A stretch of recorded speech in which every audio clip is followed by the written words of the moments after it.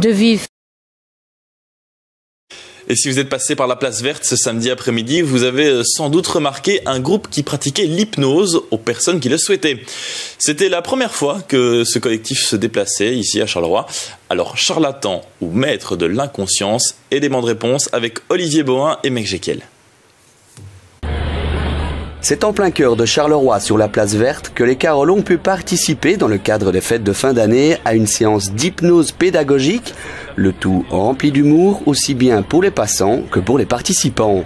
L'hypnose a l'avantage de, même spontanément, sans pousser l'effet, à vous mettre dans un état où vous vous sentez juste bien. Vous vous sentez confortable, comme quand vous écoutez une bonne musique et vous partez dans vos idées. C'est un petit peu ça qu'on propose ici. On propose aux gens de découvrir que l'hypnose, ce n'est pas que du spectacle, ce n'est pas que de la thérapie. Vous pouvez pratiquer l'hypnose, l'auto-hypnose chez vous et découvrir que votre imaginaire est juste extraordinaire.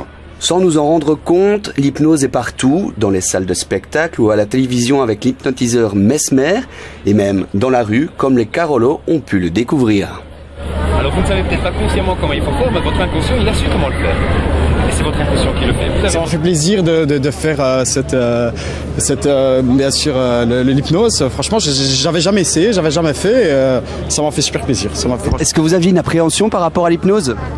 L'appréhension, j'avais déjà vu sur des vidéos ou quoi que ce soit, mais j'avais jamais eu la chance d'essayer ou quoi que ce soit. Là, franchement, j'ai l'impression de me sentir mieux. Honnêtement, j'ai l'impression de me sentir mieux. Ça s'est super bien passé. Je suis content. D'ailleurs, je vais revenir, je refais mes courses et je vais revenir. Mais l'hypnose n'est pas que du show et il ne faut pas la résumer au monde du spectacle. Aujourd'hui, beaucoup de praticiens l'utilisent pour soulager des douleurs ou soigner des addictions.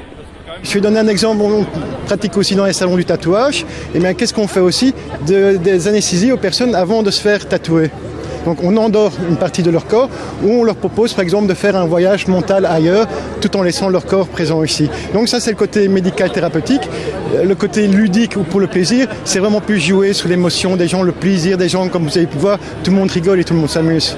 On reste quand même conscient, hein. On se dit, moi je me forçais à me dire, je vais lutter contre ça, mais en vrai, on sent vraiment comme une énergie qui pousse. Par exemple, il m'a collé ma main contre le front, je luttais contre, mais ça allait.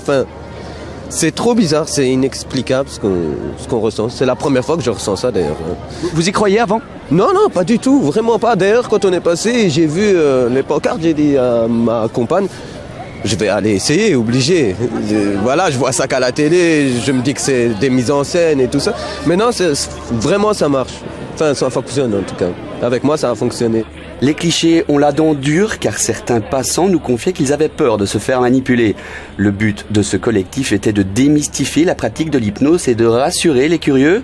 Samedi, en tout cas, ils étaient plusieurs à s'être prêtés au jeu et à avoir découvert cette pratique. Toute autre chose